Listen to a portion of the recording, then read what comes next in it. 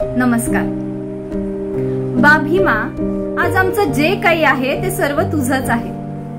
आज आमचं जे काही आहे ते सर्व तुझंच आहे. हे जगणं आणि मरणं, हे शब्द, ही जीभ, हे सुख, हे दुःख, ही स्वप्न, हे वास्तव, ही भूक, ही तहान, सर्व पुण्याई तुझीच आहे.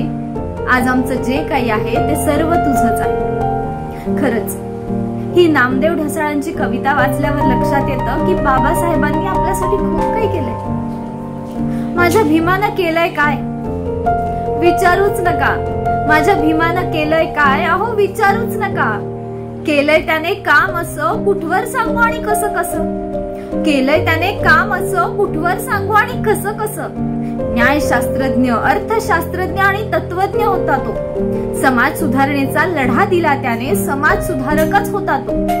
दिला दलितांना न्याय आणि केलं कामगारांचं भलं. दिला दलितांना न्याय आणि केलं कामगारांचं भलं. त्यांच्या हक्कांचं केलं समर्थन. महिलांनाही दिले हक्क आणि दिलं त्यांनाही शिक्षण. महिलांनाही दिले हक्क आणि दिलं त्यांनाही शिक्षण. दिलं त्याने संविधान भारताला. दिलं त्याने संविधान भारताला आणि झाला भारतरत्न. अशा भीमाची काय सांगू महती. क्षणोक्षणी येते आम्हाला त्याच्याच कार्याची प्रचिती. खरंच बाबासाहेबांनी आपल्यासाठी खूप काही केलंय. मी आपल्यासाठी म्हणते, सगळ्याच समाजासाठी. त्यांनी खूप काही दिलंय समाजाला.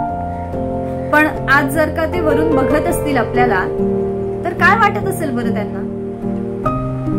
ते म्हणतील का असं, काय रे लेकरा, लक्ष आहे बरं का माझं तुझ्याकडे.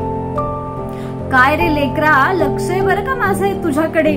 बघतोय मी माझी काही लेकरं लाल दिव्याच्या गाडीतून फिरतात, पण काही मात्र आजही त्याच दलदलीत सडतात.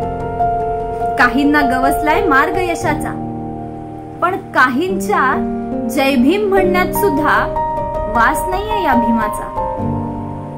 काय रे लेकरा, बघतोय मी तुला, पण मला वाटतंय तूच विसरत चाललायस मला. म्हणजे तसं नाही रे, म्हणतोस तू जय भीम, नाव घेतोस माझं सारखं, पण त्या तुझ्यामुळेच बाकीचेही नाव घेतात ना माझं.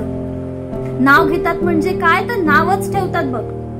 बाबासाहेबांनी हेच शिकवलं का असं म्हणतात ना, तेव्हा खूप लागतं बघ.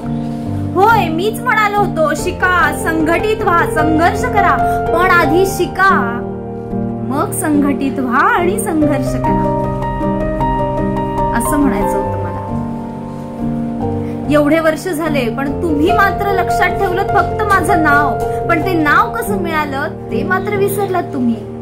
होय, मी पण केला होता संघर्ष, पण आधी मी शिकलो, शिकतच राहिलो आयुष्यभर.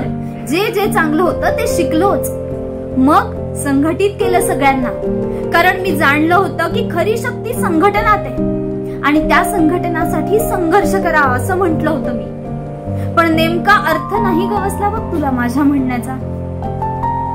अजूनही वेळ गेलेली नाहीये. शिक आणि संघटित कर सगळ्यांना. दे तू पण नवीन विचार, फडकू दे सन्मानाने निळी विजय पताका.